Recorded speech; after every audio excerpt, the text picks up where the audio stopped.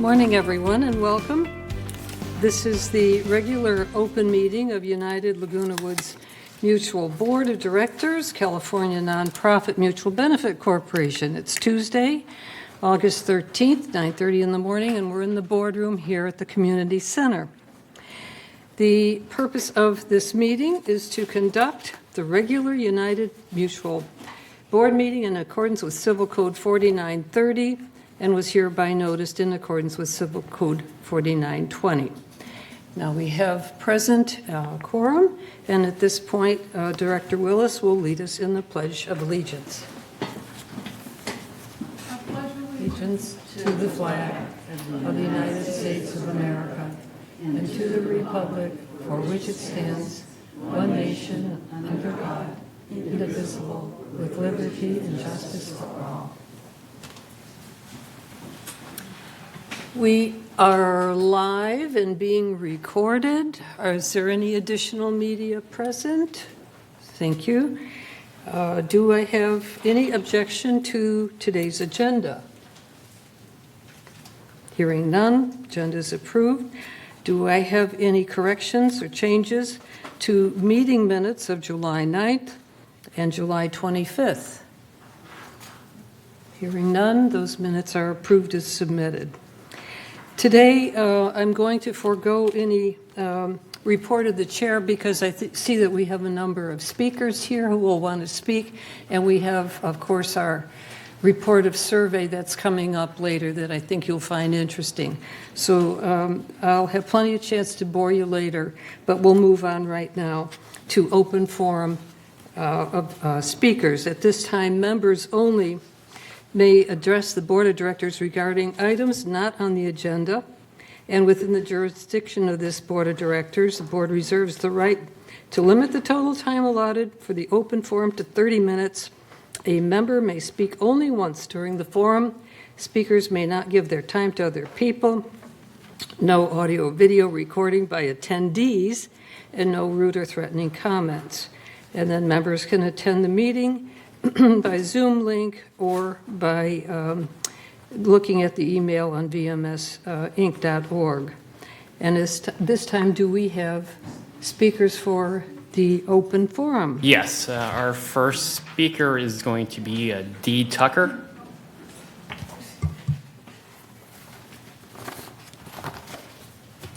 Hi, Dee. Hello, I'm back. Yes, good. I want to thank every one of you for your willingness to serve as director. I know it's a lot of hours and a lot of barbs. Maybe kudos once in a while. I want to say that I am pleased with the regular gardening, the cleaning of the carports, the pesticide spraying, the trimming and cleaning of gardens and plants, keeping the laundry room clean, trimming trees, cleaning gutters. There's one thing missing. Thank you, Madam President, for your informative emails. They really have helped me stay connected and feel like I'm learning something about the community. Thanks. I did question one bullet because there's something missing. Cleaning the dumpster alcoves. Yes, we residents could be neater with our trash and recyclables, but we're not. We're not all, not everyone. If I knew who was throwing things on the ground, I would go knock on their door. My alcove is filled with disgusting trash like cuttings, plant cuttings, Kleenex, poop bags, cans, bottles, all shoved in the corner, coming out, creeping out into the walkway. I don't quite understand the assumption by decision makers, whoever that is, that the wind and rain will clean the alcoves. I urge you to schedule a regular cleaning of dumpster alcoves. Thank you for stepping up to serve. Madam President, we will miss you. Thank you. Thank you. Wow. Okay, next. Our next speaker is Dr. Elizabeth Romano. Tell them I wanted to thank her for something that she had done. Oh, okay. Before I start, I just wanted a comment. I was in the lobby the second week of this month, and an employee came running down, and he told another employee down there that he had just figured out how he could charge us, get the another $800 out of the residents. And I would like to have that employee come back up here and speak to us and to me and to tell me where he's getting that money and whether or not he's getting a bonus for that. That was very unsettling to hear. Thank you for the time today. I'm following up with corporate compliance. This is the beginning of the corporate compliance program that was initiated here. We have a second part that needs to come into play, which is the application of that. And we don't have that. And that needs to happen. That's federal law. Okay? I went to law school, and I have that kind of a background. So I'm very distressed that we're operating outside of the law. And pretty much, that's what I have to say, that we need to clean this up and take care of the employees and take care of the residents and find out, who was it that's getting that extra $800 out of us? This isn't okay. So I'm tired of complaining. I would like to see some action, and I thank you all for your time. Thanks, Elizabeth. Okay, our next speaker is Ms. Mary Norrie.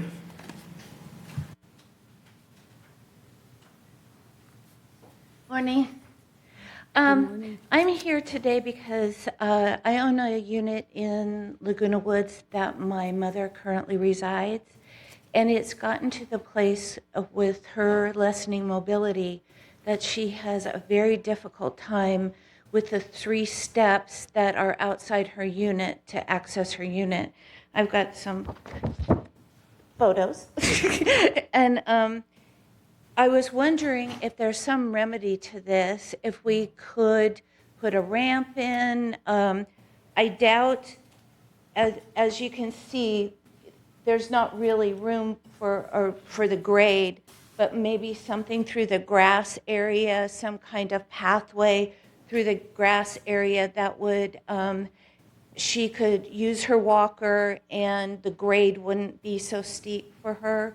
So it's gotten to the place where these steps, she can't use her walker to get up or down without assistance, without it being very unsafe.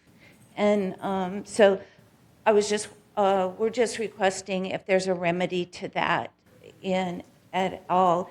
And then another issue is that in her concrete, the steps are right here, walking here, it has lifted and shifted, so there's a ridge here that she has tripped on and caught her walker on, and that's just a matter, I think, of grinding it down. So What is the manor number that she lived? 798H. Okay. Can you leave those photos with us? Excuse me, Absolutely. I'm sorry, I didn't mean to interrupt you. Oh, no, absolutely. I would love to, and I would just love if you can consider it, let us know. We'd be happy to participate in any of the costs, so we just want to make her safe. Thank you. Shelley? Thank you. Yes, please, give to Paul. Okay, our next in-person speaker is Arthur Kellner. Good morning. I want to echo the helpful communications we've been getting with the newsletter. That's been very helpful. I've been here for 3 years, and I think communication is one of the biggest downfalls. It's improved. That newsletter is helpful. I've been attending town hall meetings when I can. And on that vein, I received an email, which I'm sure most of you are aware of because your names were on it. It's the Stop the Recall email. Signed petition against recall to stop the recall against 2 members of GRF, Jim Hopkins and Yvonne Horton. This looked very odd to me. I've received campaign emails before, but they're from the candidates. I know who they are. They're making a statement and they're claiming it's me. This did not. Instead, it just said, basically, here's all your, I handed this copy over, here's all your names and addresses and whatever. And this went out as an all hands email. I've never seen that before, and the fact that it wasn't identified was disturbing. The company that this was attached to is owned by Jim Hopkins. So he's trying to thwart his own recall. There's no information about what the recall is. And I don't think this is right. I don't even, the whole relationship between GRF and the mutuals is very sketchy for a lot of people, including myself. But this isn't right. So I sent out an email and we'll see what happens. But something should be done. If he is responsible for being anyway tied to this, something should be done. I don't know if there are any legal questions about this, if he's able to use an all-hands email like that, if he was able to distribute your information the way he did. I don't know if this is public. I didn't do that much of a deep dive to see if it's on your website or not. But this falls into the category of communications breakdown, and this isn't good. So, and if nothing else, people should be aware this is in process somehow, and what we can do to speak up about this when it happens. Thank you. Thank you. Okay, our last in-person speaker is Richard Rader.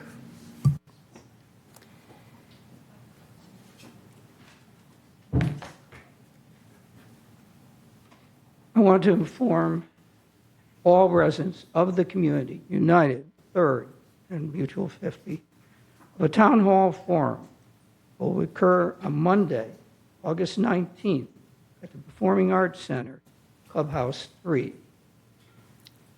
It will address what this gentleman was just bringing up. At the end, if I have time, I will make comment about it. All residents, I don't care where you live, United, Third, or 50, you should attend this meeting. It will address the recall of 2 GRF directors, Jim Hopkins and Yvonne Horton, and its potential impact on our community. If you are not aware, 2 residents of Golden Rain Foundation, Jim Hopkins and Yvonne Horton, are in danger of being recalled by a mechanism called without cause. And that's a perfectly legal mechanism. But what it means is no reasons have to be given at that time. If you attend the forum, you will hear some of the major reasons for this recall. Enough information will be provided so all residents, I don't care if you live in United, Third, or 50, can inform your elected representatives, that's all your directors of your boards, of your opinions about the recall. These directors need to know your opinions before they cast a vote on September 5th as whether to recall the 2 GRF directors. I encourage everybody to attend this meeting, and in fact, the directors will all be invited to the meeting and will have an opportunity to present any of their thoughts and opinions on this recall. Again, it's Monday, August 19th, this coming Monday, 10 a.m. at Performing Arts Theater. With regard to the comment that was made, Jim Hopkins did not write that email.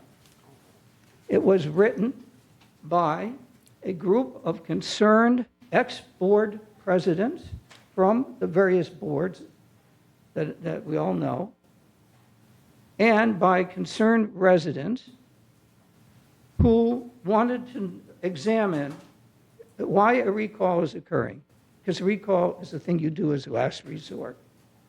And so it came to pass that we had technical difficulties in getting the email out through a company that allowed you to send lots of emails out. And so it turned out that Jim had the technical capabilities, and he just did the technical part.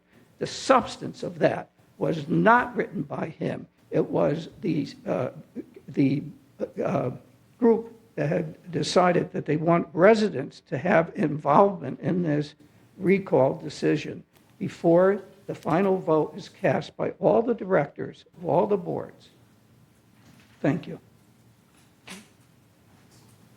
Next speaker. Okay, we have 3 emails that I'll read off. The first one is from Ms. Kelly Clougherty. It reads, I just moved in a couple months ago, and I am disturbed and disappointed about this recall. Please vote against the recall. That's the end of that email.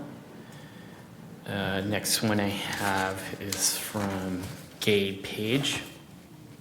And it reads, I am writing to ask you to vote in favor of recalling GRF directors Jim Hopkins and Yvonne Horton. Since I moved into the village in 2017, I have witnessed an unstrained budget increases with corresponding decreases in maintenance, landscaping, and other services. Some cost increases can be attributed to inflation, but others, such as the proposed Building E project, are at with whim of the ill-informed and ill-advised directors, with Jim Hopkins and Yvonne Horton leading the way. Instead of selecting more cost-effective solutions as proposed by Nancy Carlson, United Board Director, they are pushing through a multi-million-dollar building for staff. Mr. Hopkins and Ms. Horton are not holding up to their fiduciary duties and manipulate the system to their benefit. Case in point, on August 10th, 2024, I received an email from Mr. Hopkins under the guise of LWV Synergy Project at evoltran.com, asking me to contact Laguna Woods Village board members to vote against the recall. Further, evoltran.com is Mr. Horton's private business, and he is using the Equestrian Center as his business address. This alone should be grounds for a recall. In addition to recalling these directors, I recommend the following. And these are bullet points. All boards should limit terms to 2 years.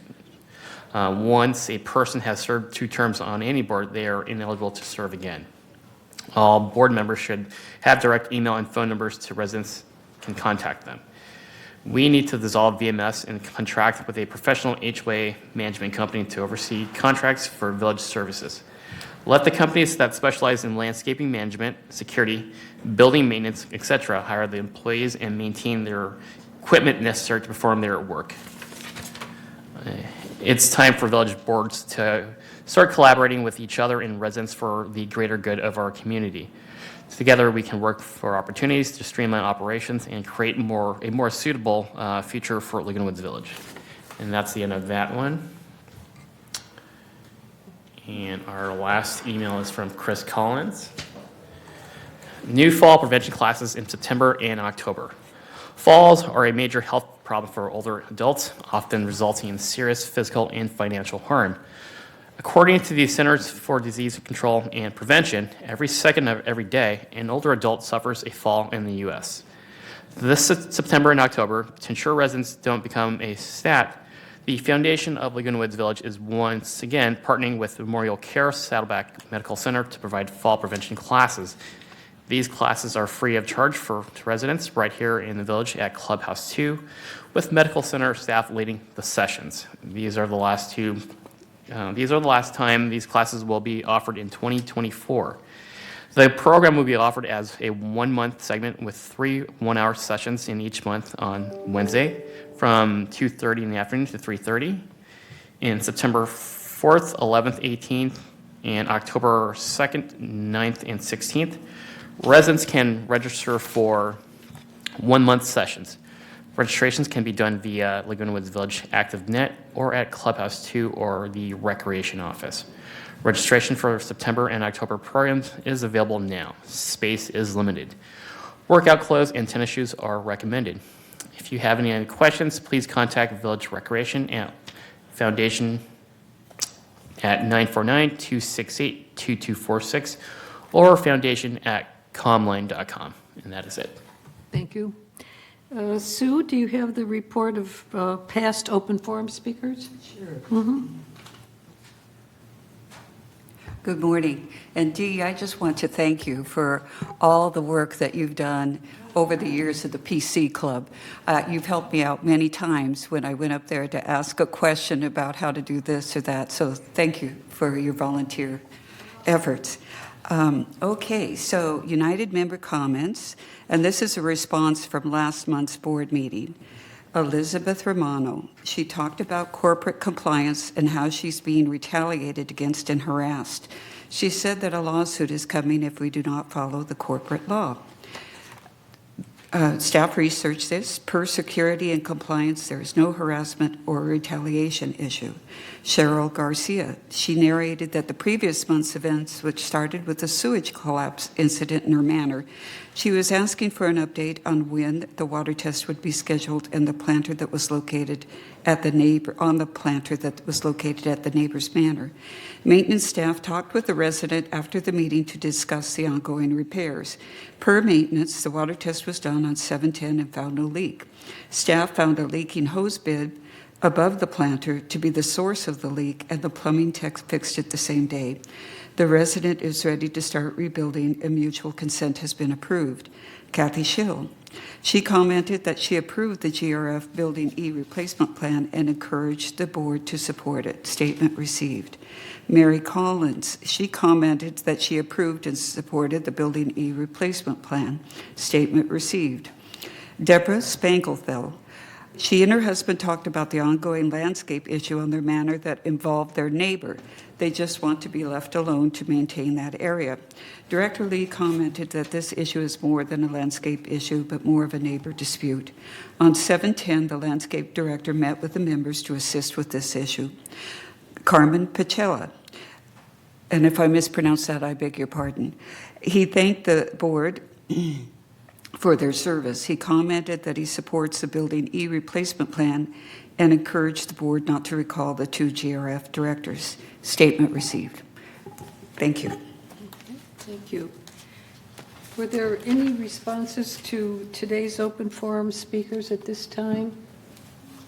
I will have staff reach out to Miss Nori about what can be done possibly for her mother, and we'll take a look at the sidewalk right away. Okay, thank you. Thanks very much. Kathy Bravata, Director of on VMS Board, Director from United, representing United. Morning, Kathy. Morning, how are you all?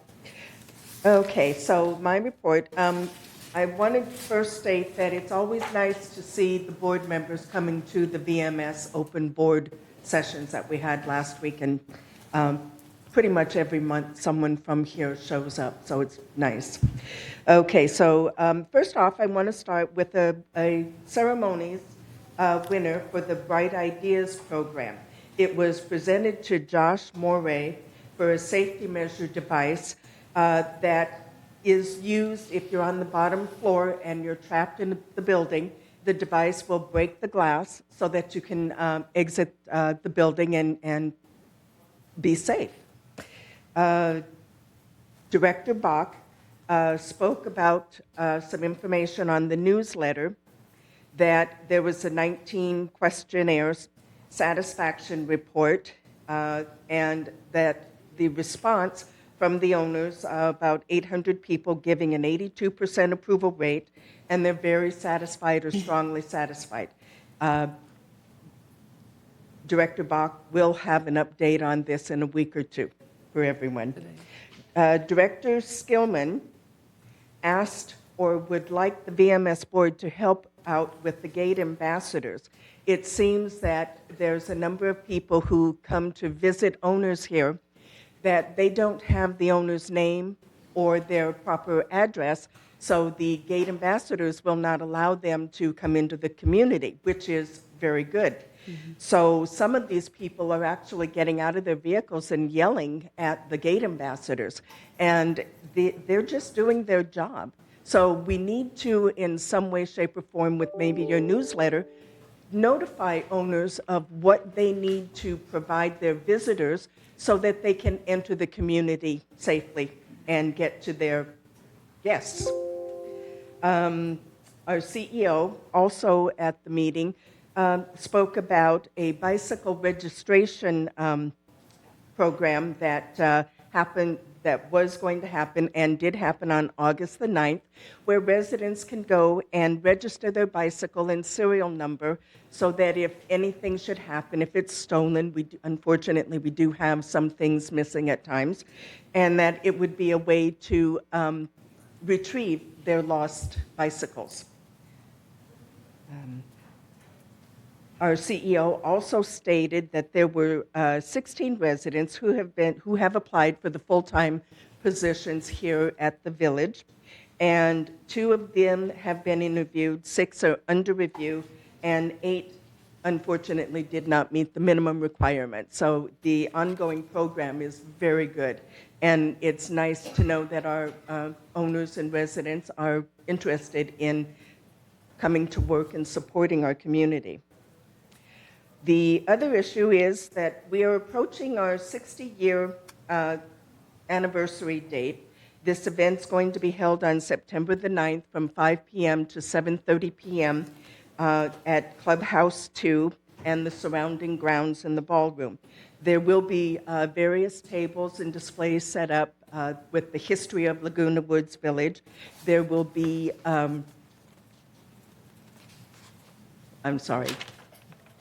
old age forgetfulness here. There will be village merchandise on sale. There will be food. It will be at minimum cost. We don't have the actual costs yet, but there will be a charge. Nothing is ever really free. Memorial Care will be sponsoring a few items. We can bring our own chairs, set them up around the grounds area to enjoy this event, and I do hope that a lot of residents will show up for this 60-year anniversary. There's a number of other issues that our CEO will probably bring up on maintenance and construction and other issues that have been taken care of. And that's my report. Thanks, Thank you. Kathy. Thank you, Kathy. Okay, CEO report, Siobhan? Honorable members, President Bach, Director Bravada gave me a great lead-in this morning, so I want to begin my report with a couple of pertinent reminders.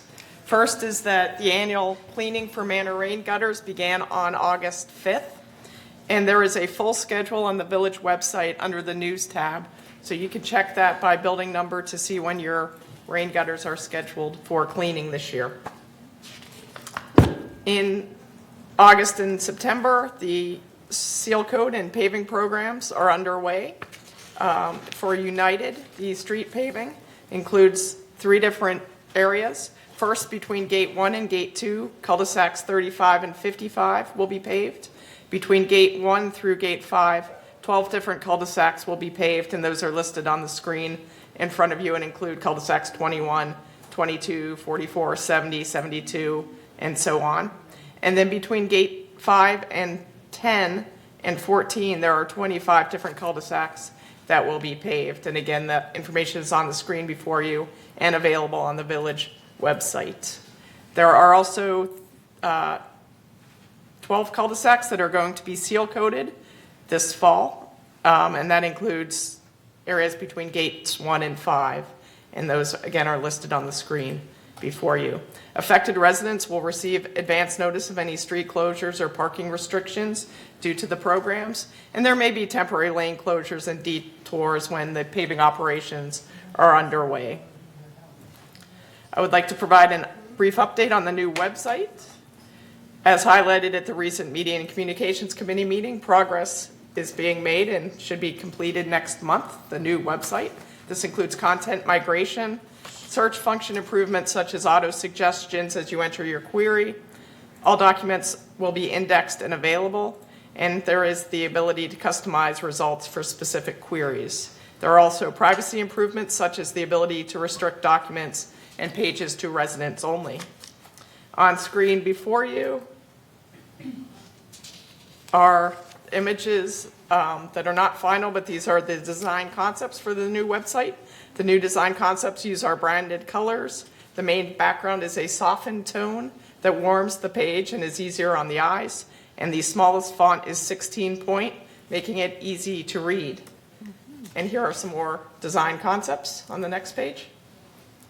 Overall, the design concept is modern and clean with easily identifiable calls to action and greater accessibility. The design concept uses a modified bento box style. This offers simplicity and efficiency and the ability to adapt to different devices accessing the website, making it easier for all to use.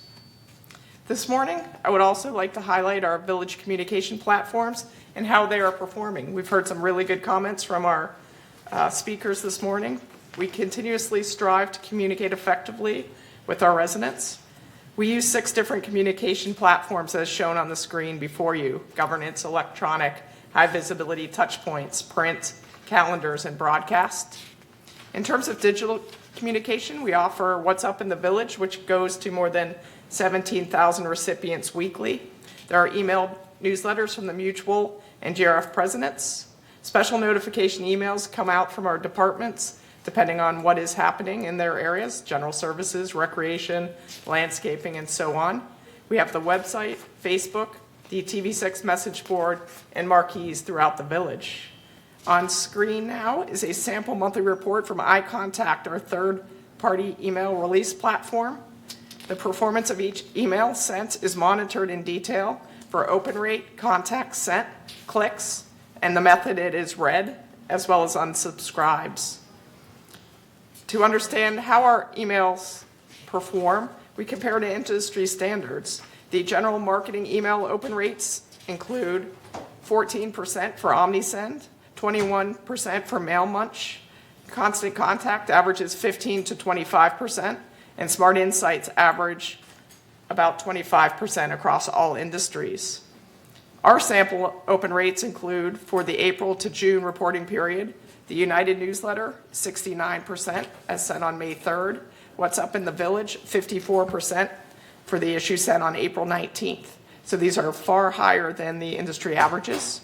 For the same April to June reporting period, the highest rate of special emails include the Garden Center newsletters, 75% open rate.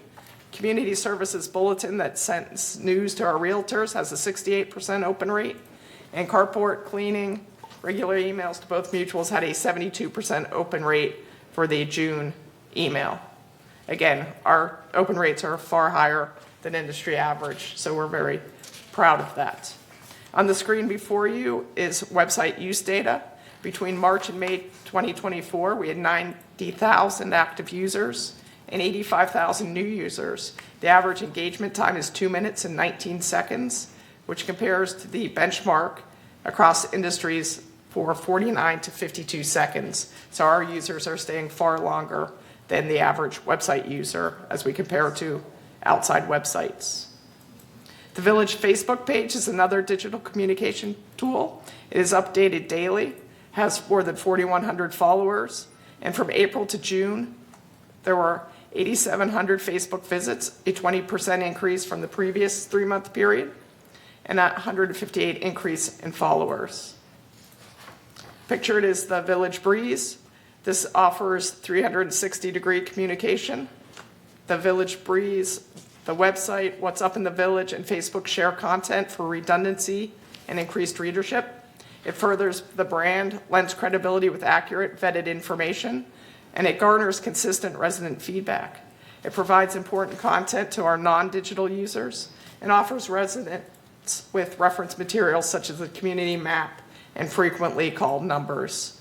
And finally, as a reminder, the Village also has the broadcast platform available, including Village Television, TV6, and the Village YouTube channel.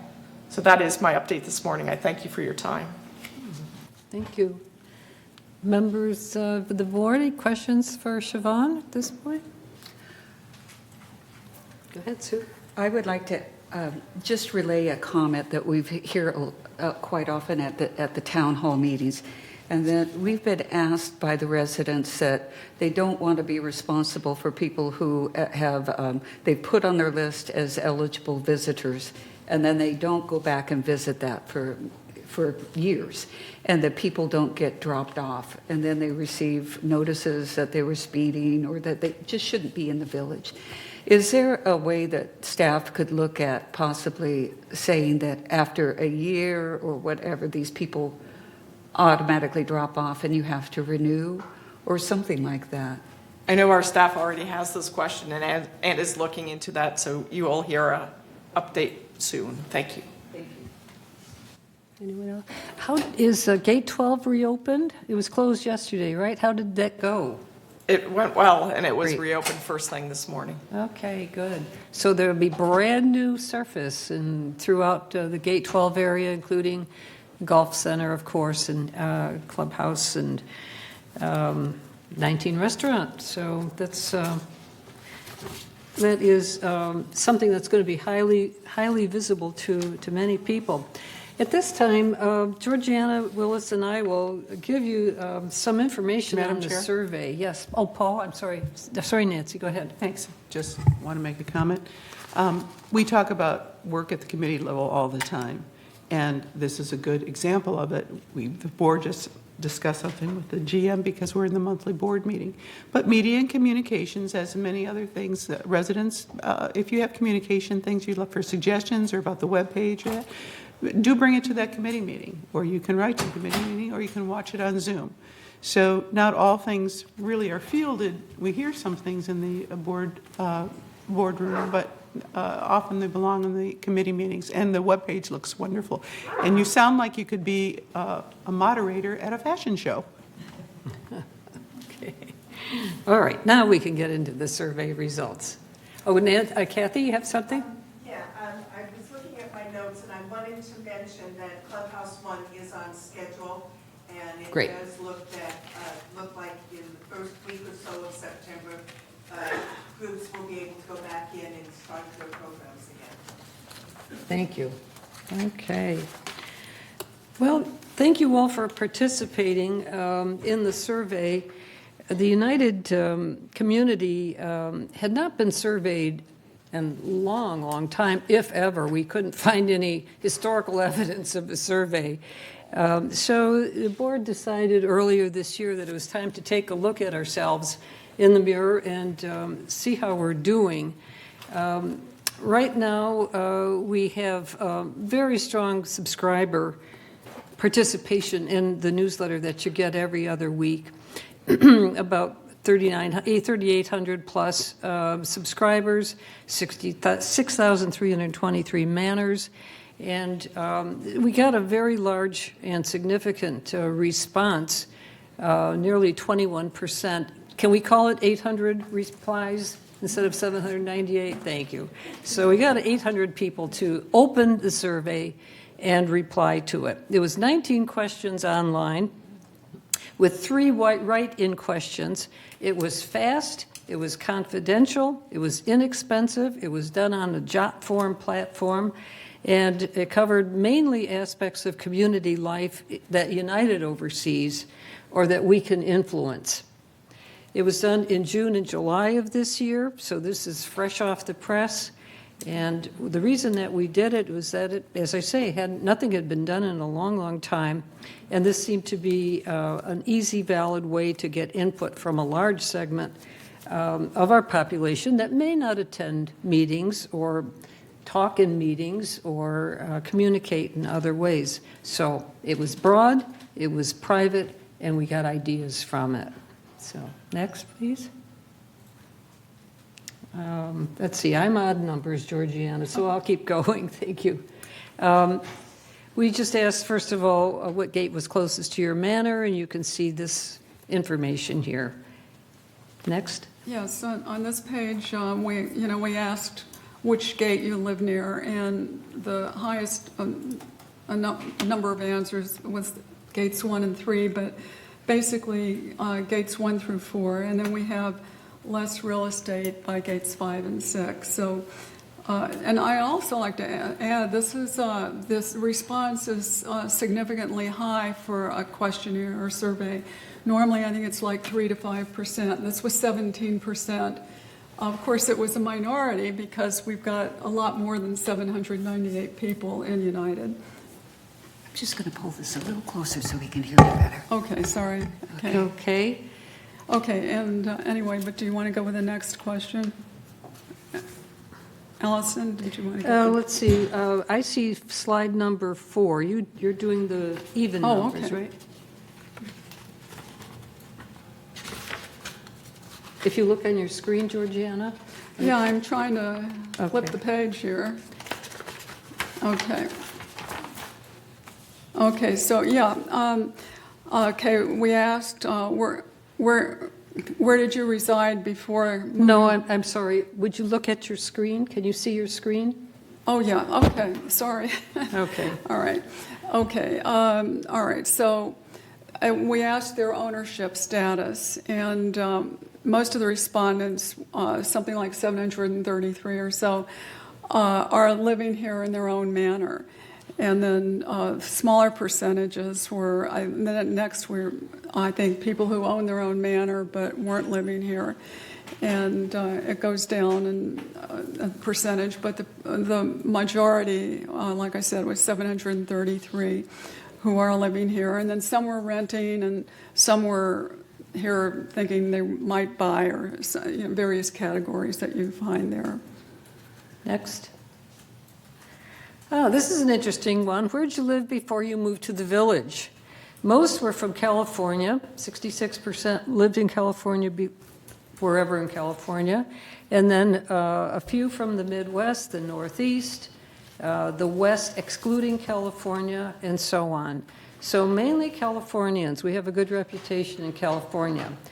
Of the people who came from outside the U.S., we have a couple people from Antarctica. That's quite historic. I'd like to meet them. And then we have 38% of the those who did not come from the U.S., from Africa, South America, Europe, and Asia. So thank you. Next. Okay, next one was, how many years have you lived in Laguna Woods? And the largest response came from people who've been here for 3 years. That was something like 69%. Is that right? Yeah. And again, people who've been here for 1 or 2 years, that was rated high. The numbers get smaller usually as you go down, and the one who had been here the longest was here for, I think, 36 years. So, and 99% of the respondents aren't, like I said, are computer users, so that would explain that. Next. 3 factors that were most important in your decision to move to Laguna Woods Village. A lot of people responded to this. We got, first of all, location, 31%. Safety from crime, very important to people. Cost of entry, we do pride ourselves in offering very good value for money here.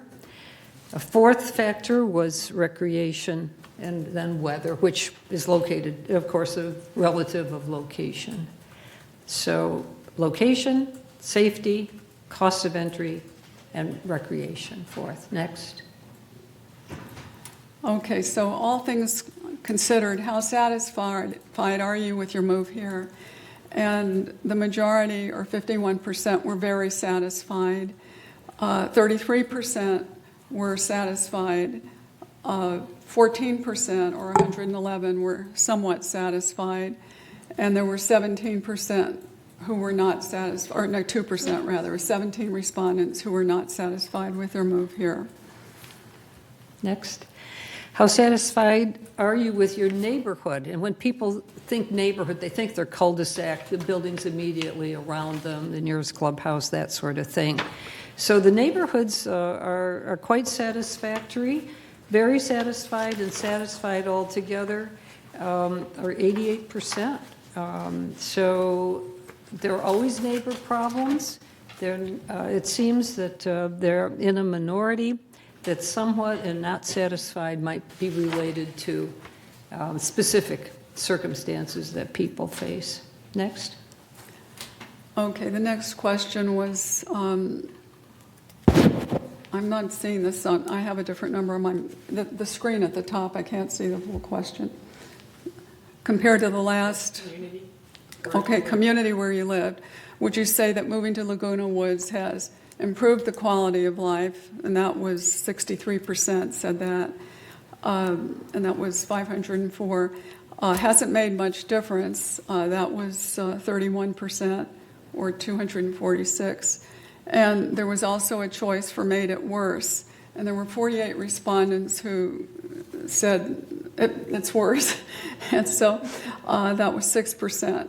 But again, you're looking at again, the age, health issues, and so that could be, and just the adjustment factors sometimes. Mm-hmm. Yep. Next.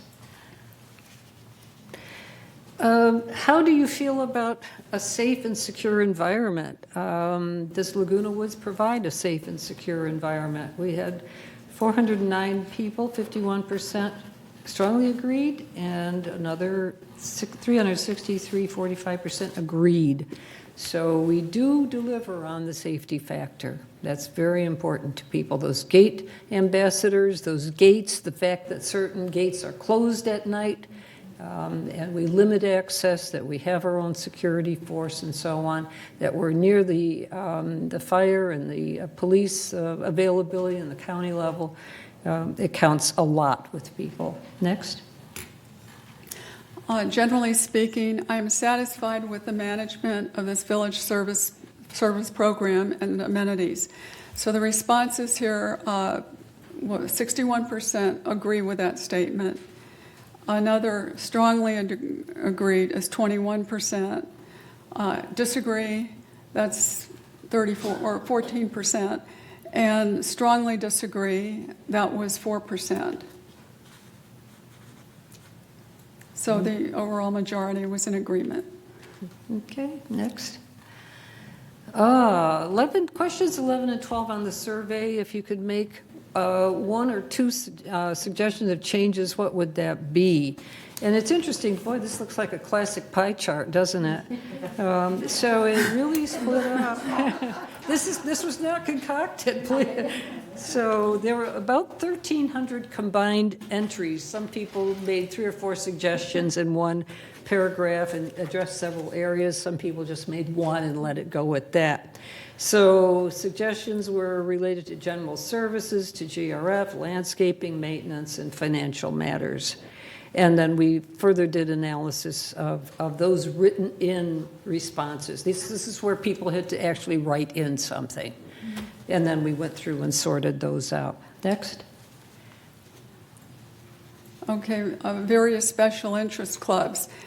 This was in other words, the question was, what is it that you enjoy most about living here? And so 48% said it was the various special interest clubs. The next group, I guess 39% said it was the athletic activities. And then the classes, 9% liked the classes. And workshops, 6%. And they also mentioned other responses: location, beautiful landscaping, peace and quiet, proximity to family, friends, good neighbors, security and safety, and the variety of amenities. Next. Okay, how do people communicate? How do they get around life? How often do you access the internet? 96% of the people are online daily. Then once a week, 3%, and never just 1%. So I don't know how they took that survey, but they somehow did. And then what mode of transportation do you use the most? 96% your own vehicle. Public transport, only 2%, and that's public transport of any kind, not only the village buses, but the OC buses and so on. Another 1% use Uber, Lyft, or taxi, and another 1% rely on a relative or friend. And so you can see the numbers there. We like our cars, we love our cars, and California is addicted to cars still. Next. Okay, briefly share feedback on all aspects of the Mutual's laundry rooms.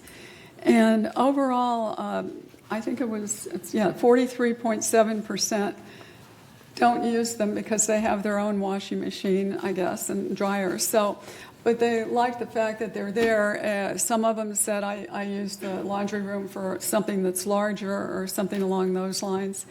And then the next highest percentage was, I think, 24%, and they're using them. No one was particularly unhappy. Some people complained about broken ones and things like that, but overall, there seemed to be people who were glad that they were there, even if they weren't using them, because if they ever needed them, they're there. And so some of the complaints were non-residents misusing the facilities. theft, residents leaving unwanted items there for a prolonged period of time. And I know I've gone to use the washing machine, and I think someone was maybe watching a football game or something, because sometimes they'll just forget about it. Some people complain that there weren't enough washers and dryers. So I guess it just varies from cul-de-sac to cul-de-sac, but overall, people are happy with it. Next. Epoxy lining program. Would you like boards to work towards speeding up epoxy and waterline relining programs? Yes from 69% and no from 31%. So this is an item that continues to, and it's a big ticket item, and people are under the impression, the general impression is that this helps, that this is helping, it's working. Next. How many times a month would you like landscaping crews to service your area? The highest number was 408 people, or 51% saying twice, every 2 weeks rather. And then the next largest group said every 4 weeks.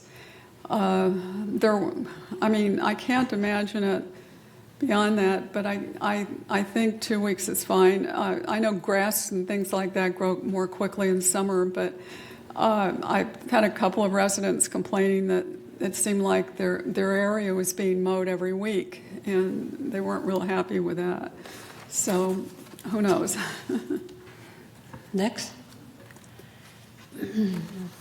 And here's the real zinger. With increased service comes increased costs. Is that acceptable? Oh, well, we want everything, don't we? We want everything for today's and tomorrow's services for yesterday's prices. But people are realistic. Do you want to pay? Hell no. Are you realistic about maybe the need to pay? That's a different question, which didn't get asked. So, but we do have a significant number of respondents, 43%, who realistically said, okay, is that acceptable? Guess so.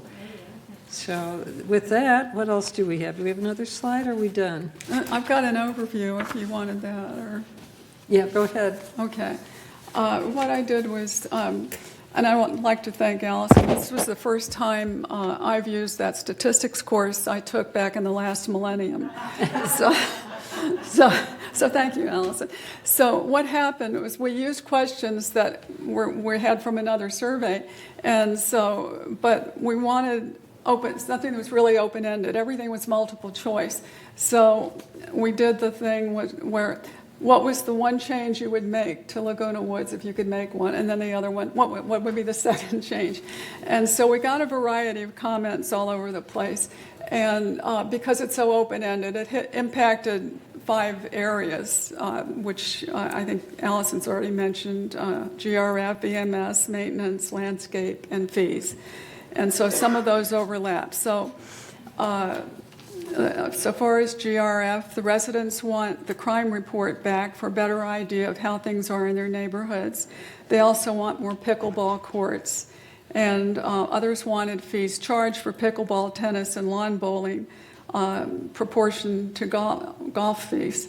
In addition, they want to eliminate underused amenities such as the equestrian center. Other comments had to do with reducing or freezing the $7,500 fee and removing the flashing stop signs. So on VMS, there were numerous requests to dissolve VMS and hire a professional management company that would oversee contracts with private companies. Many feel that the costs associated with being an employer are too high and want to remove these costs. Concerns were also expressed that people were being priced out of their homes by the raising assessment costs. There were also complaints about long waits for appliance replacement, 13 weeks waiting for a wiring inspection, and someone who had reported an unlivable 15 months when their unit had been flooded by a neighbor, something that had happened in a neighbor's unit. Another respondent said everything is just fine. So they're all over there.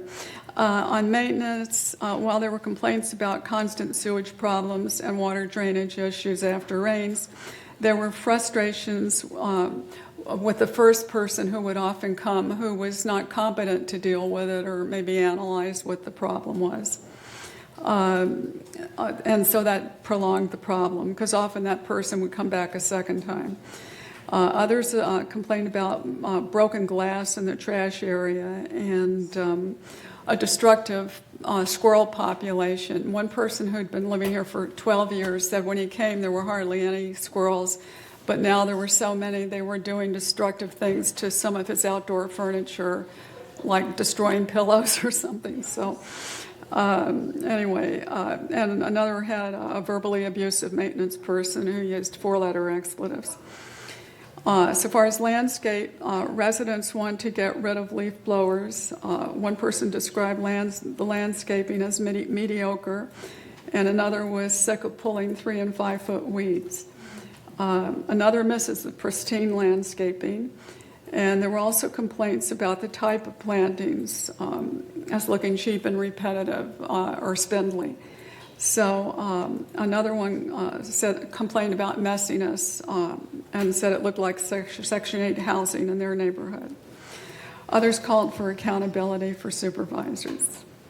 And when we get to fees, residents made numerous complaints about the monthly assessment, saying the rising costs were killing those on a fixed income. And they want more cost-efficient spending, fiscal transparency, and more voice in how the funds are spent.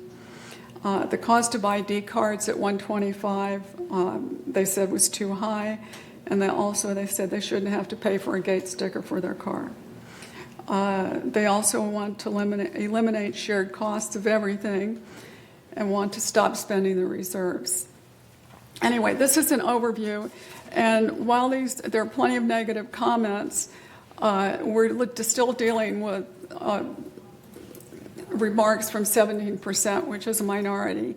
And so it's a small group, but overall, I'm encouraged by the replies the number of replies we got.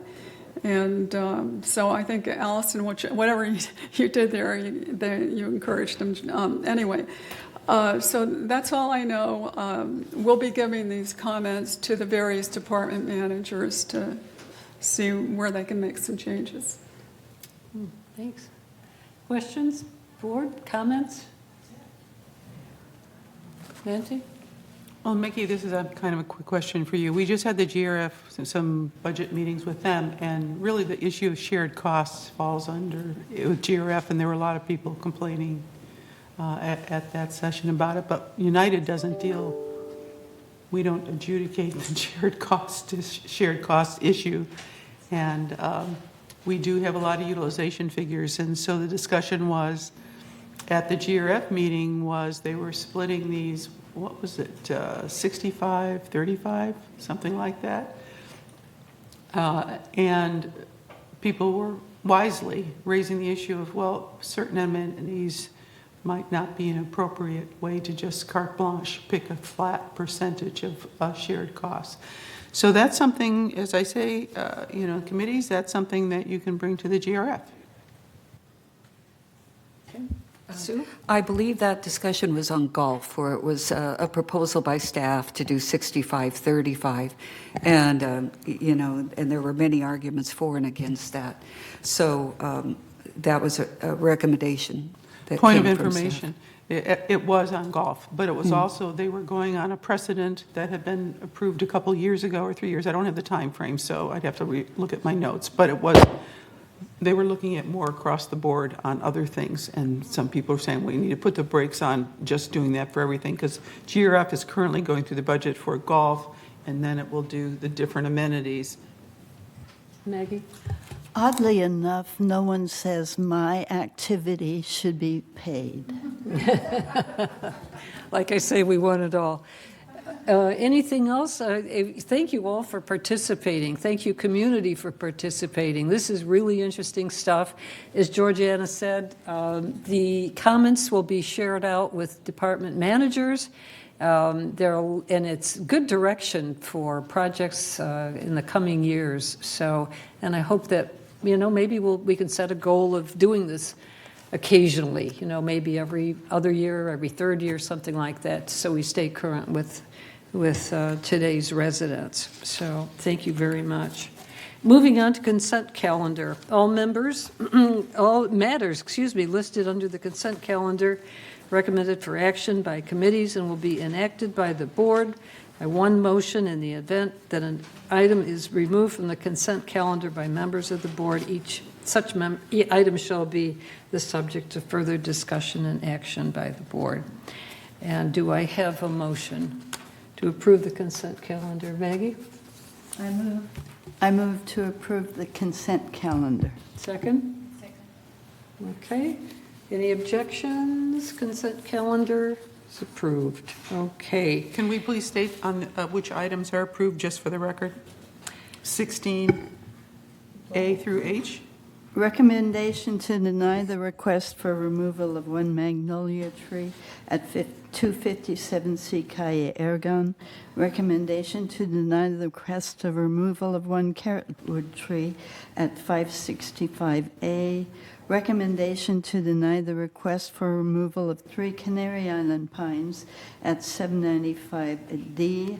Recommendation to approve the request of removal of 1 Aleppo pine located at 251A. Recommendation to deny the request to remove the trellis between common area 2041 and 2036. Recommendation to deny request to remove plant material or to place a crushed stone pathway between common area 2041 and 2036.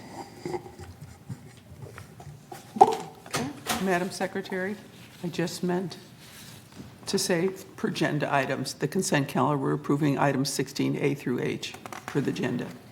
We don't have to read them all. Okay. I thought that was what you were requesting. No. Okay, thank you. So that was on the Okay, record. so Yeah. 11, item 11, subsections A, B, C, D, E, and F are subject to consent calendar approval. They have been approved. Good. Thank you. Unfinished business. We have a motion to approve passive business policy and the application that has been on 28-day notice. Do we have a reading of that under 12A?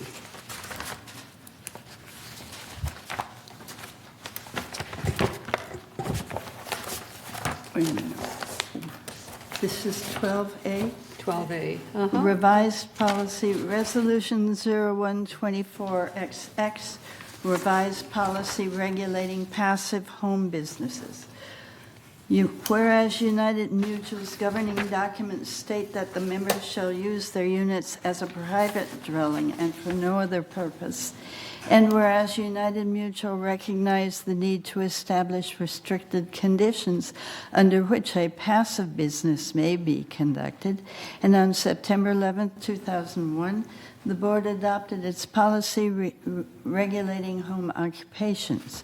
And whereas it is necessary to update the current policy by removing any reference to Laguna Woods Mutual number 50, make clarifying statements that the mutual's intent of the policy is to prescribe a reasonable standard that allows certain businesses to operate in the members' unit without negatively affecting the neighbors and/or the community, and to make other Scrivener administrative updates by making language consistent through the policy.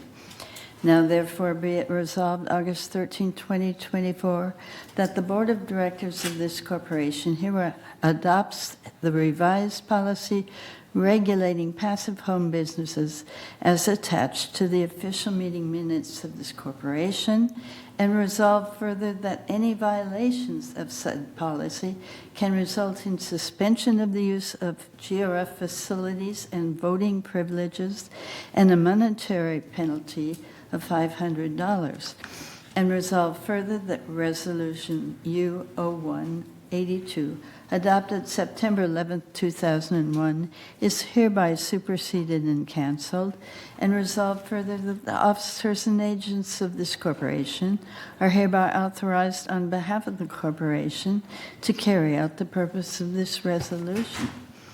The initial July notification, the 28 notification for member review and comments to comply with Civil Code 4360 has been satisfied. I move this resolution. Is there a second? Lydia, second, thank you. Further discussion? Nancy? Yes, I got feedback on this application for permit. We're talking the application for permit on passive business, okay. There's several attachments here, and one I'm looking at, the blue line one, which is Exhibit 12A, page 10 and 14. And I highlighted, and that manor address will not appear on my business stationery or business cards. What page is that, please? It's 10 of 14 for item 12A on the agenda. Application, it's a blue line. Other direction, Maggie. So basically, what the application includes, people are saying is really not contemporary to the way the world functions right now, where people are, more people do things from home, so on and so forth. And this basically prescribes that you may not have your residence on there. And the first people that spoke up to me said, wait a minute, I write books, I'm an author, I'm an artist, I do photography, off-site, but I get people write to me and they use my business card. They send me my payments, checks to my house. That's my address where I function out of. So I do think that my manor address will not appear on my business card or business stationery or business cards. I don't think that's contemporary, and I don't think they've already said in our prior meeting, it's not relevant, we don't have an issue with that. But I do think we should strike that. I think the arguments or the points people made were correct. Maggie? There's a post office box, a post office not too far away, just outside the gates. So one can always rent a post office box for one's business. It doesn't need to come to our manors. Thank you. Okay, other comments? I think that's burdensome for what many people are saying. Comments? This application is currently what Third uses, and it's very rare that we receive these. In 2 years, we've maybe received one or two. Mm-hmm. So it's not something that's widely used. So if you want to make any changes, we would have to take that back to a committee level, and you would end up having two separate documents, one for United, one for Third. So let me ask a question. So we have a form that nobody uses and we don't enforce. Well, it's a document that rarely comes to our desk. That's why when we saw this, we saw the Mutual 50, we decided to do a revamp and make some administrative changes. So let's take it a step further. If somebody, do we call them for discipline if somebody's business card has their home address on it? That's something that would be a compliance question. For the sake of this resolution, I don't think we need to address this form at this time. Is that correct, Jeff? Yeah, I mean, we've made the changes. Right. It's up to you to accept the changes or send it back. Okay. Are we ready to vote on this? Okay, please vote on your screens. Thank you.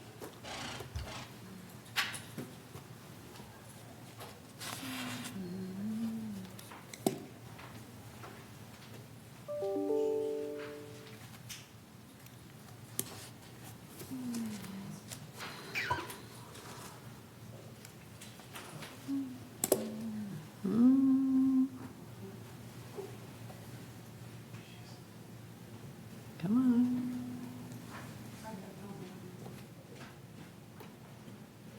Is yours working? I can't get it to work, and I don't have that little pencil. Use your finger. I've done that 4 times. Yeah, me too. We may have to have a show of hands. Stop. Mine isn't working. It doesn't- Okay. oh. Yeah, well, I'll have you guys do hands. Director Okay, Kenny. all those in favor, raise your hand, please. Okay, opposed? One opposed, any abstentions? Abstention? Okay, 2 noes, okay, thank you. Resolution passes. 12B. 12B is a resolution in regard to skylight installations.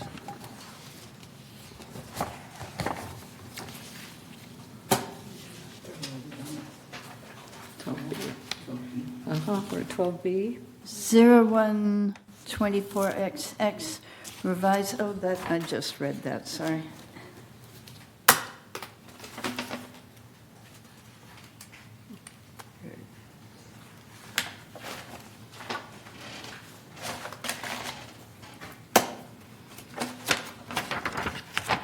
Resolution 0124XX revised standard 24 skylight installations. Whereas the United Laguna Woods Mutual recognizes the need to amend standards and create new standards as necessary, and whereas the Mutual recognized the need to revise standard 24 skylight installations, now therefore be it resolved August 13th, 2024, the Board of Directors of this corporation hereby adopts revisions and amendments to Standard 24 skylight installations as attached to the official minutes of this meeting, and resolve further Resolution 01-1909, adopted January 08, 2019, is hereby superseded and canceled, and resolve further that the officers and agents of this corporation are hereby authorized on behalf of the corporation to carry out this resolution. The 28-day notification for member review and comments to comply with Civil Code 4360 has been satisfied. I move this resolution. Second? Video, thank you. Discussion? Okay, all those in favor? I guess we can try to vote again. Shall we try Paul again on this? Let's see. It seems to be slow. I think it's scattered. Okay, so we'll do hands. All those in favor? Okay, looks like it's unanimous. This resolution passes. 12C. Bathroom splits.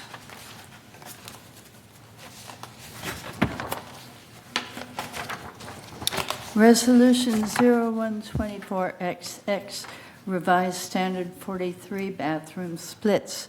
Whereas the United Laguna Woods Mutual recognizes the need to amend standards and create new standards as necessary, and whereas the Mutual recognized the need to revise standard 43 bathroom splits, now therefore be it resolved August 13, 2024, the Board of Directors of this corporation hereby adopts revisions and amendments to Standard 43 bathroom splits as attached to the official minutes of this meeting, and resolve further Resolution 01-18-114, adopted November 13, 2018, is hereby superseded and canceled, and resolve further that the officers and agents of this corporation are hereby authorized on behalf of the corporation to carry out this resolution.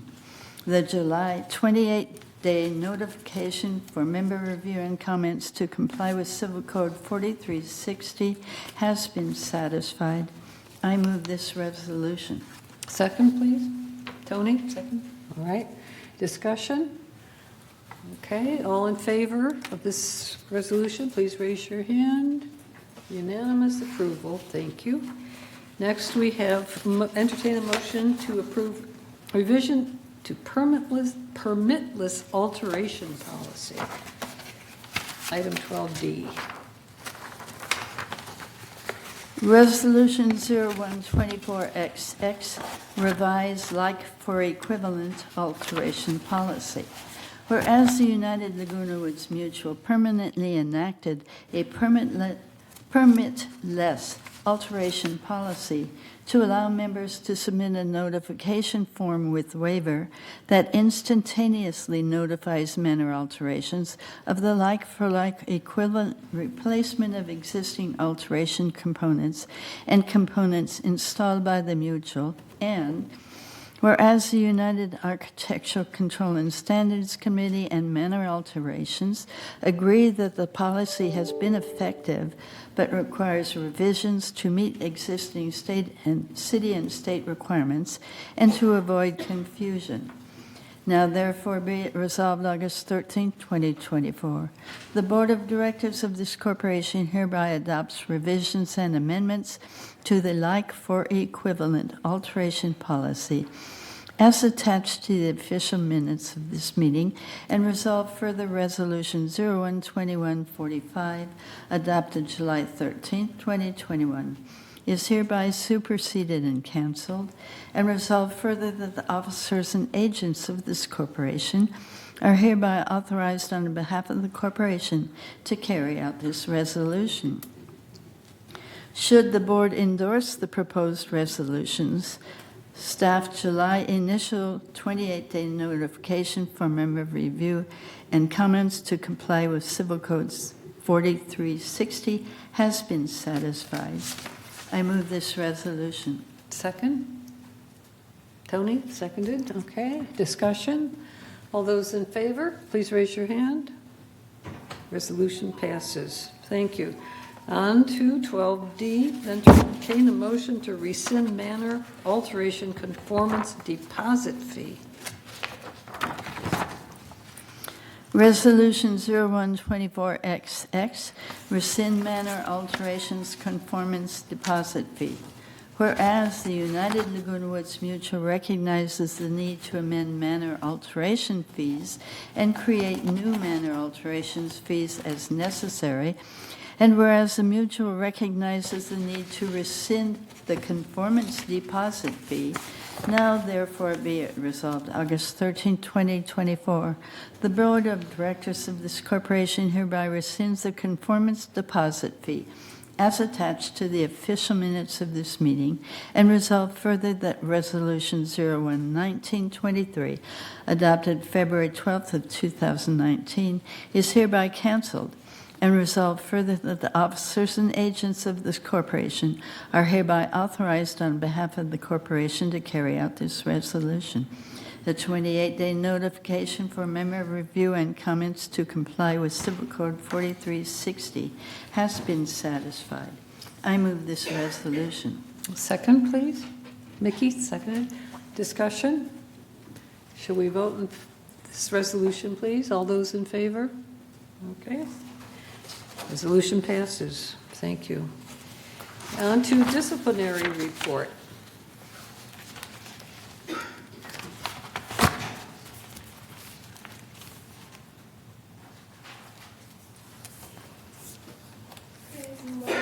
Hi, Blasilda. How are Directors. you? Thank you for coming. For having me. So this is agenda item 12F. This is reflective of our summer numbers, where we have more residents out and about in the community, just reporting items that they see. So there are increases in clutter, animal nuisances, and landscape and maintenance, but there has been a decrease in or alterations being maintained, and a decrease in illegal occupancy. I guess some grandkids are going home now because the summer is almost over. So that completes my report. If you have any questions for me. Okay. Observations about the disciplinary report. Questions for Blasilda? Anyone? Okay. Well, thank you for your report. All right, thank you. Have a good day, everyone. Yeah, we are so well behaved in this community. When you think of the thousands of people who live here, and yet we only have 428 cases, and some of them are carried forward from previous times. Going on to new business now. We have town halls. Nancy, you're going to talk about town halls? Yes, we just had one last Friday, and it was really a quite wonderful, informative town hall. Corporate counsel gave us a wonderful presentation last December, and we took elements from it with his permission. It was an all-board presentation to update directors that he did and new directors. And basically, it talked about the GRF trust. It's amazing how many people mistake what it is and what it's about. So we tried to make it simple. Basically, the structure, the trustee is GRF. We are the trustors. People were surprised to know that the corporate mutuals own all the assets, not GRF. GRF acts as the trustee, and we are the exclusive. We three mutuals, United, Third, and 50, are the beneficiaries of the trust. So GRF's job is to manage the trust assets for the exclusive benefit of the mutuals. The presentation in the town hall that people were very engaged in discussed GRF's duties, its responsibilities, its authority, and limited scope of authority. Went through some of the bylaws, the critical ones, and what GRF must obtain a corporate approval pursuant to a section of the trust, and it's in the trust. Anybody can go online and read the trust bylaws, but it's quite specific. So GRF just doesn't get to act on its own. It has to come to the corporate members and seek permission for items, and they're explicitly set forth. And it led to the corporate members' duties. And what are the corporate members' duties, meaning the mutuals? It monitors the trustee's authority, its actions and performance, and that includes the general standard, their fiduciary duty. Does a trustee perform pursuant to the trust agreement? Does it exercise reasonable care, skill, and caution? Does the trustee act in good faith? Does it comply with the Uniform Prudent Investor Act? Does it accomplish the purpose of the trust? Has there been any abuse of powers or authority? And it was so interesting that directors who've heard this presentation went, oh, yes, that's right. I didn't realize that, or I forgot that. And we had a lot of candidates there who were petitioning for the board, and that was really helpful to them, and they stayed after to say what it is. So I can't take credit for it. The trust and the bylaws stand on their own merits, but it really was an excellent presentation put together by corporate counsel, and I was very glad to represent it to the members directly. Thanks, that was a very informative session. Under 13B, we have a resolution to consider, and that is a motion to approve revision to Standard 18, this ongoing project we've had this year. This one is regarding gutters and downspouts. Maggie, would you read, please? Yes, this is after the season where we needed gutters and downspouts. Yeah, right. But here we are. Resolution 0124XX, revised standard 18 gutters and downspouts. Whereas the United Laguna Woods Mutual recognizes the need to amend standards and create new standards as necessary, and whereas the Mutual recognized the need to revise standard 18 gutters and downspouts, now therefore be it resolved September 10th, 2024, the Board of Directors of this corporation. See, this is September 10th. We're reading this in August, but this is for September 10th. Hereby adopts revisions and amendments to Standard 18, gutters and downspouts, as attached to the official minutes of this meeting, and resolve further Resolution 012411, adopted February 13th, 2024, is hereby superseded and canceled, and resolved further that the officers and agents of this corporation are hereby authorized on behalf of the corporation to carry out this resolution. If we vote on this, we vote to postpone the resolution to the next available board meeting, no less than 28 days, in order to comply with Civil Code 4360. I move this resolution. Second, please. Tony, yes. And your committee, ACSC, has reviewed this and recommends it for approval. Yes, and Mr. Grimshaw is doing a wonderful job of going over all of our 44, now 43, and getting us up to code and trying to make it easier for people Right. to Okay. Questions, concerns about this resolution? Okay. Can we call a vote on that? Those in favor? Okay. Sue, are you in favor?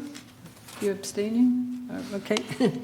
Okay, approved, thank you. That moves forward to 28 days review to be continued next month. And now we are on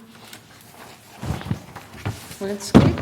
13C, Resolution 01XX Landscape Committee Charter. Whereas on December 11th, 2012, the board adopted Resolution 0112-224 that pursuant to Article 7, Section 1 of the bylaws, a landscape committee was established as a standing committee of this corporation. And whereas this committee charter is intended to set objectives and processes to protect and enhance the beauty and value of the landscape in United, Laguna Woods Mutual, and the interest of all its members. And whereas this charter is being adopted by the United Board to define the purpose, responsibilities, and limitations of the committee. And whereas on July 22nd, 2024, the Landscape Committee approved the recommendation to update the current community charter, and now therefore be it resolved August 13th, 2024, the Board of Directors of this corporation hereby approves the updated charter of the Landscape Committee as attached to the official minutes of this meeting, and resolve further that the officers and agents of this corporation are hereby authorized on behalf of the corporation to carry out this resolution. I move this resolution. Is there a second, please? A second? Okay. Lydia, thank you. Discussion on this?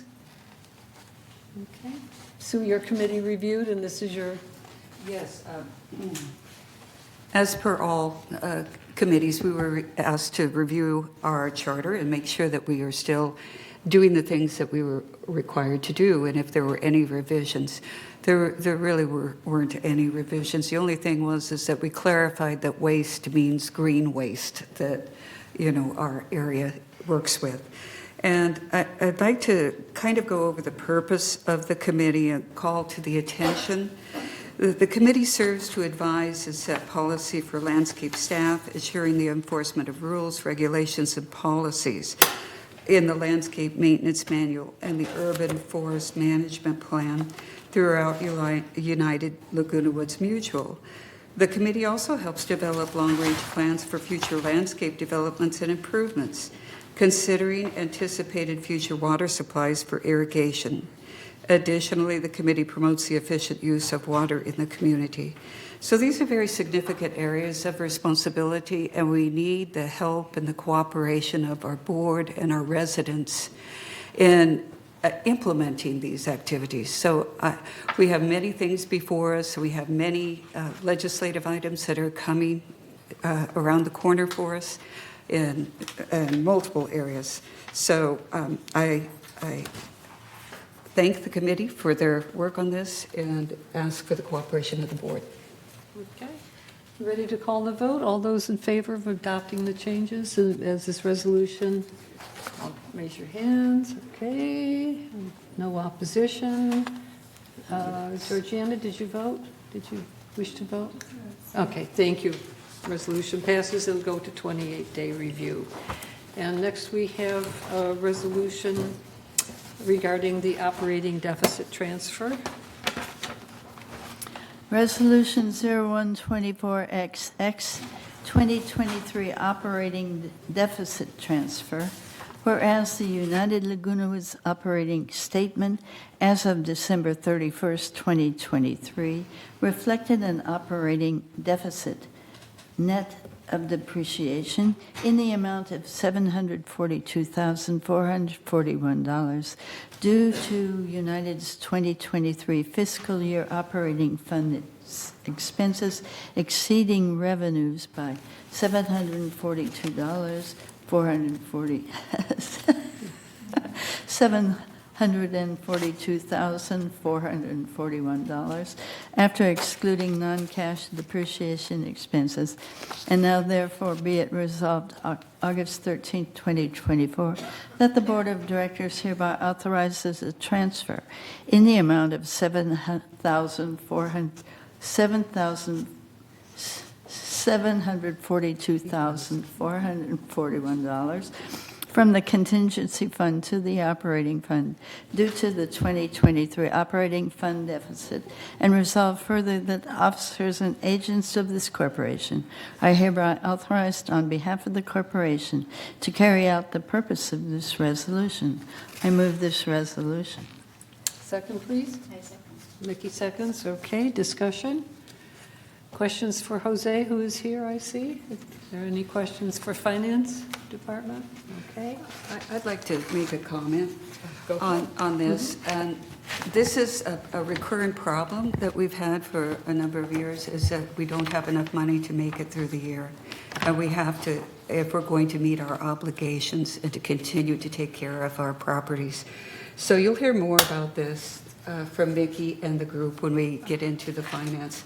But I think we need to draw it to your attention because we are going to have increases in the future. Well, we have been discussing this many times through the budget meeting. As you know, 23, 24, right. We have this deficit because of unexpected damage restoration from the moisture intrusion.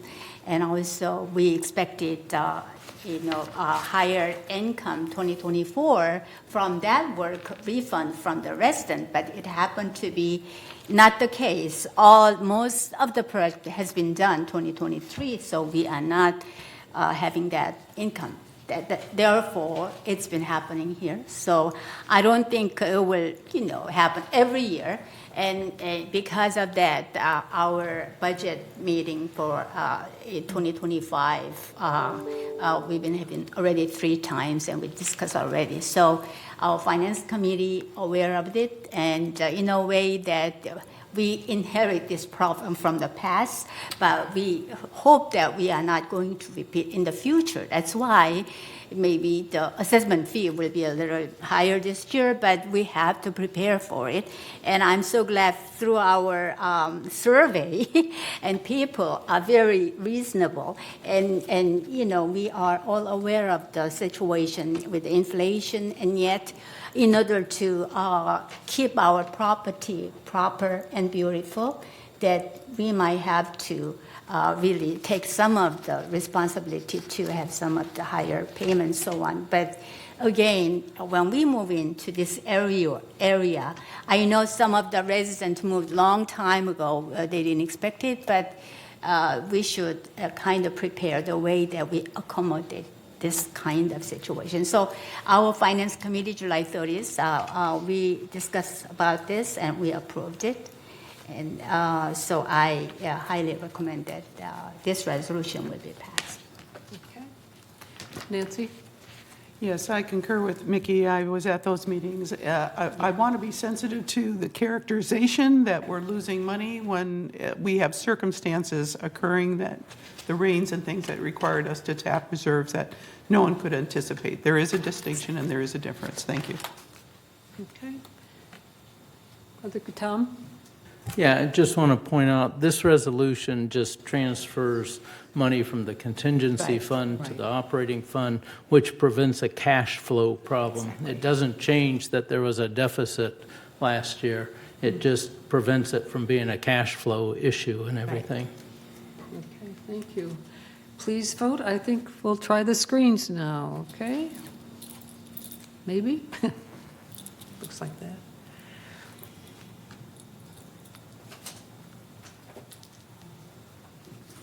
All right.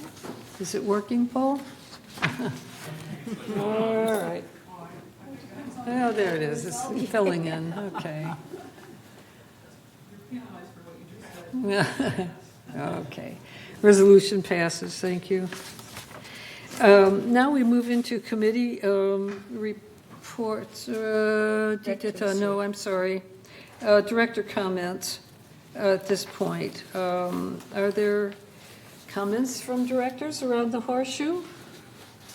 At this point, Tom? No? Nancy? Anything? Tony? Vidya? Sue? No. Meg? Maggie? We have duties as directors, and we need to honor those duties and responsibilities. We should not speak, in my opinion, and according to the Director's Handbook, we should not be speaking out on matters that the board should be discussing and deciding together. We work here today in discussion in front of the audience, in front of the TV audience, and that's where we make our decisions, is here. So that's where we should have our full and complete discussion, not through various emails sent.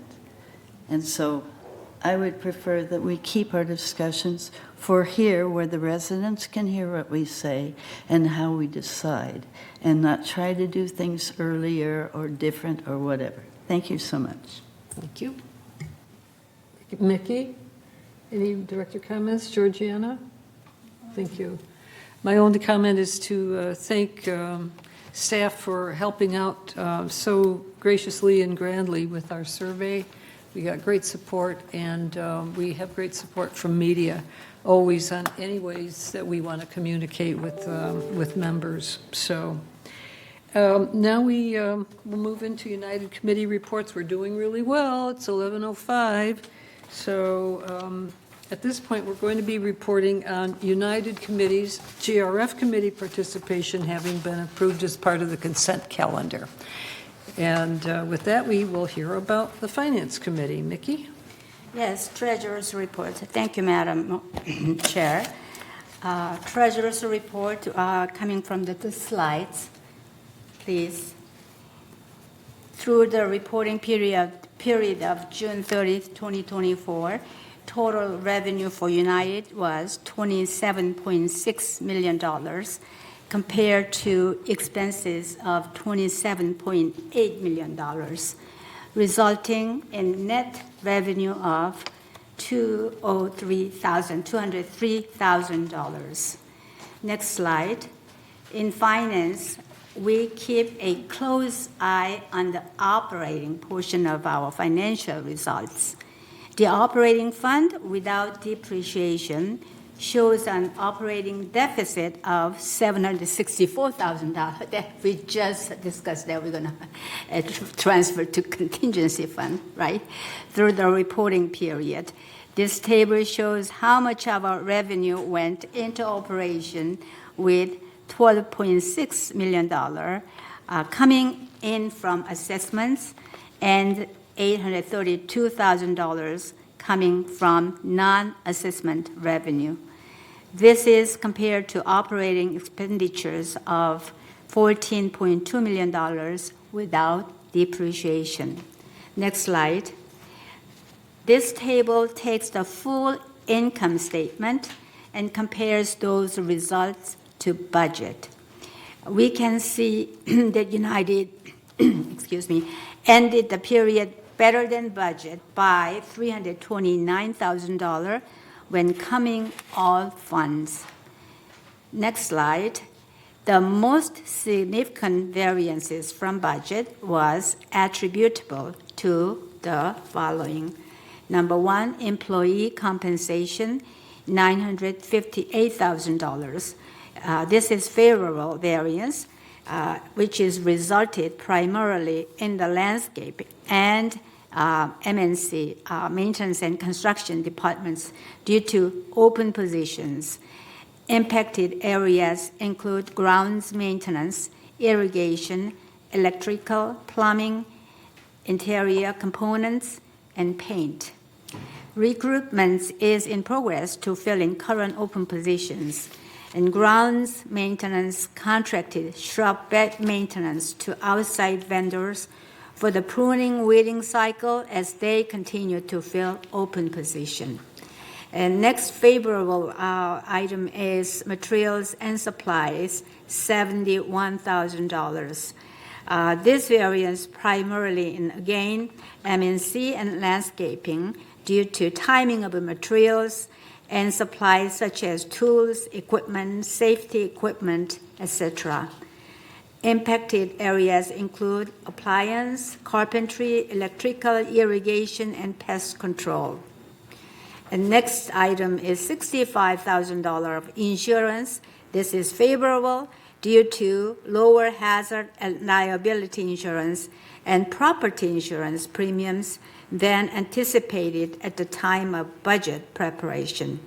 As a result of the joint policy with Third, and that began on June 24, United will see a savings in property insurance through the end of 2024. And outside services, $447,000 favorable variance. It's unfavorable. Unfavorable variance resulted in maintenance and construction, primarily due to more damage restoration events that occurred through the reporting period than anticipated.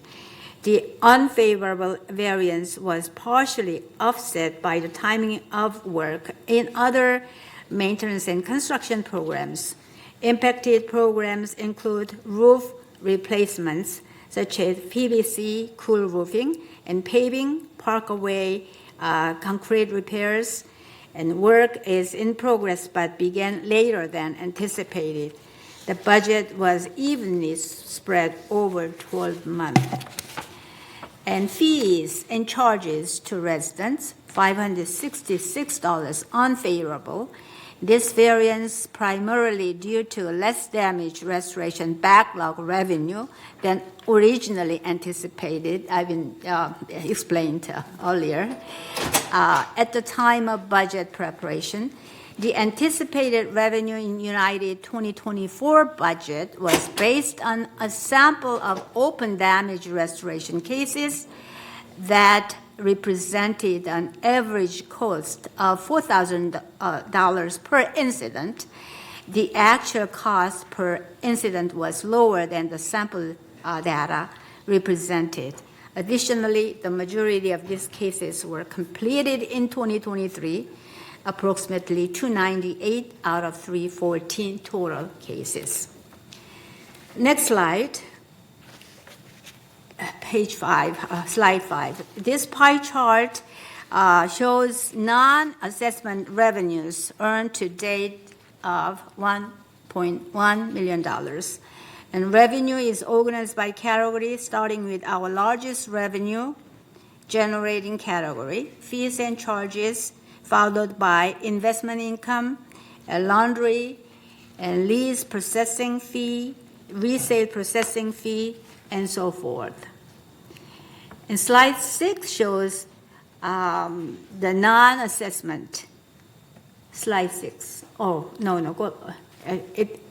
It's different. The previous one, please.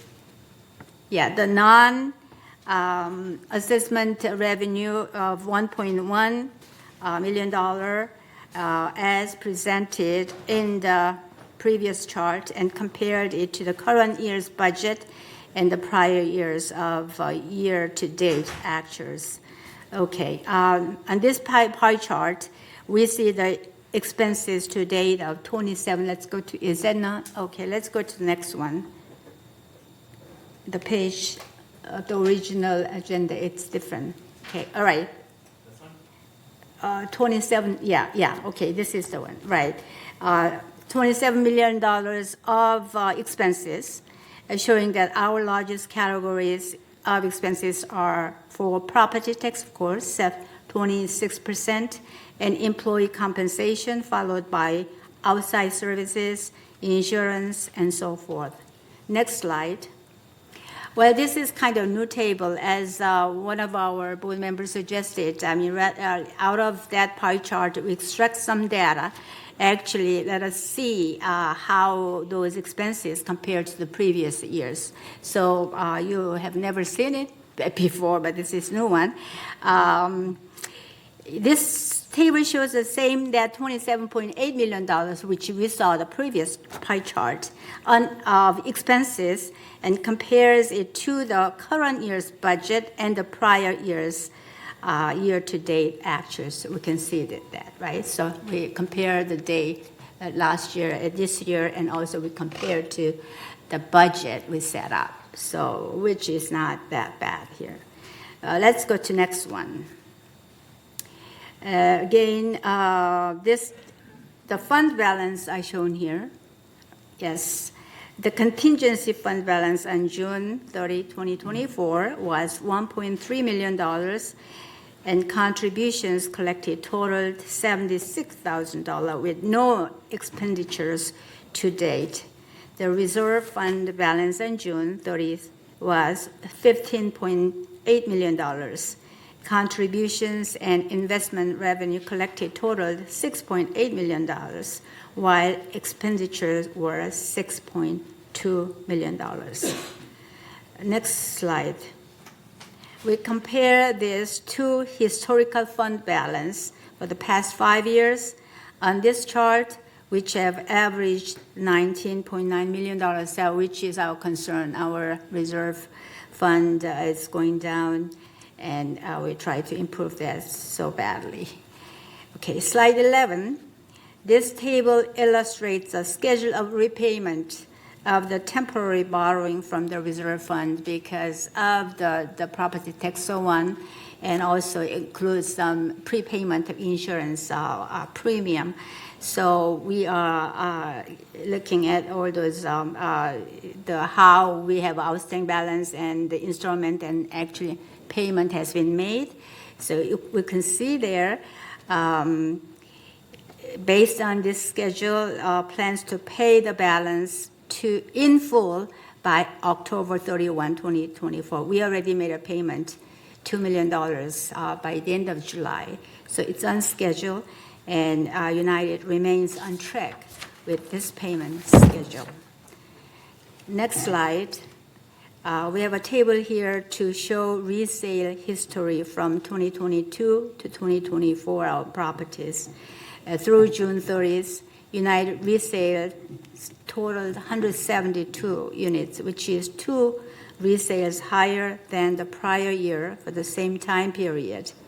The average year-to-date resale price for United Mutual Manor was $387,000, which is $49,000 more than the prior year for the same time period. Okay, if I continue to have a report of the Finance Committee, we had July 30th meeting, and let's see, item number, let's see, what is that? Okay.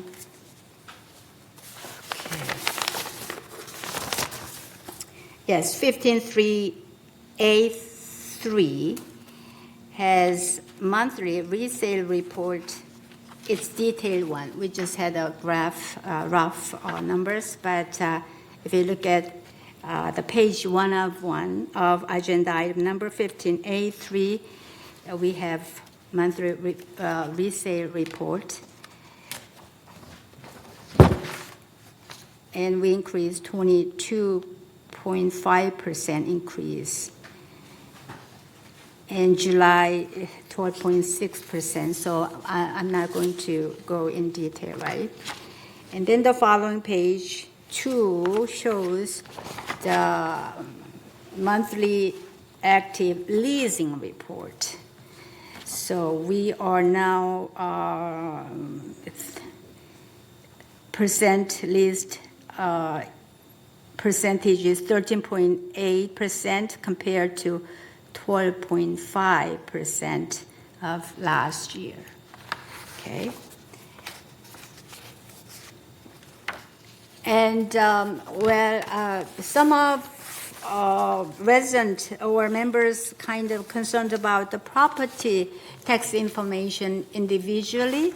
So during our Finance Committee meeting, staff came to prepare that property tax statement came from the Orange County and explain how those calculation has been done. So one thing that I recognize is that there are some residents who kind of complain, and our calculation, staff calculation is not right, and so staff really study very hard and look at all the statement, and they make a calculation and presented it.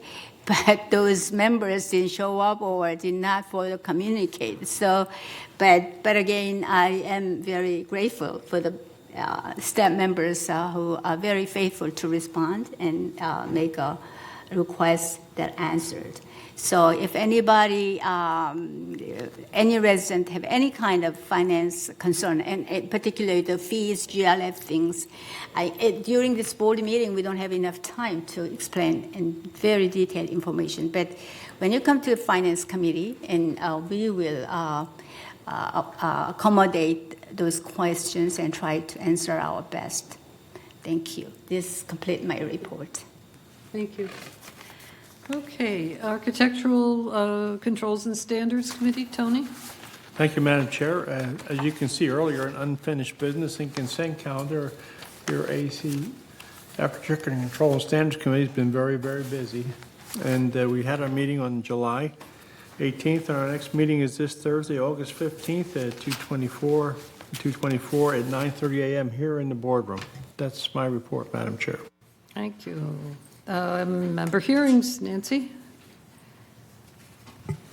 Yes, just to edify the audience, member hearings are involved two things. One, discipline, where someone has been complained about, maybe it's smoking, maybe it's clutter, so on and so forth. And then the second aspect is where we're doing a reconciliation of expenditures, typically by damage and restoration, on repairs, and what United might have their financial responsibility versus determining what the residents' responsibilities are. Last member hearings was a number of about $67,000. We did not hear all the cases that day involving that recovery because sometimes they get postponed. And also, in this instance, we had approximately about $7,000 that we had to waive in terms of recovery. So usually we're real happy to report that we have all the cases for us and we can turn over this money back to United, or it could be collectible. But in this last instance, we had to postpone some rather large cases. Thank you. Maggie, governing docs coming up this week? Yes, governing documents is coming up this week. We'll be talking about membership and voting policy, just a little brush up on that. It's extensive. It's many, many pages, and we're going to add maybe 2 more paragraphs. And so if you want to come and hear us, it's the 20th, Thursday at 1:30. Thank you. Landscaping, Sue? You heard the recommendations that came forward earlier, so there's no need to go over that again. And our next meeting is August 26th at 1:30, and we hope you all attend. Okay, M&C, the big show and tell is our new color palette recommendations in fact, I'll put them out in the audience. I was hoping that we'd get the big palette up here, but we will at some point. But we asked the M&C to present to us some updated colors, which for the exteriors of our buildings. And they came up with some very good suggestions from the paint manufacturer, so it was professionally done. And the suggestions are here for people to look at, and we'll be find a way to post them so everybody can see them. And the way that this program works, of course, is when it's your building's turn to get repainted, the residents of the manor house, the big house, get together and select one of these palettes that they want for the building. At the same time that the repainting is done, the large numbers, house numbers, are added to the exterior if they haven't been there before. And the project is really tailored to the desires of the manor owners. So we have a new color palette. That's the exciting thing from M&C. And of course, we have our usual continuing issues with plumbing, electrical, roofing, painting, prep for painting, and so on. So, Resident Advisory Committee, Tony? Thank you, Madam Chair. We had our meeting, and the next meeting will be in September the 12th, and we meet in the Elm Room. It's open to the public, and we're not as structured, so feel free if you have something you want to concern. Thank you. Okay. And let's see, there you go again, Tony, with the United Revenue Ad Hoc Committee. Thank you, Madam Chair. We're going to meet again this Thursday, August 15th at 4:30 here in the boardroom, and we're looking for nonprofit sources of revenue, and it should be a fun meeting. Thank you. Okay, thank you very much. We now go to future agenda items. All matters listed under future agenda items are resolutions on 28-day public review of items for future. No action will be taken on by the board at this meeting, and the board will take action on these items at a future board meeting. So we have gutters and downspouts, and on the future we will talk some about the recall presentation in a public forum. So at this time, I would like to recess this meeting, and do I need a motion on that? A motion to recess? I move to recess. Okay, Mickey, all right. We will recess and continue in 40 minutes at 12:10. Thank you. 12:15.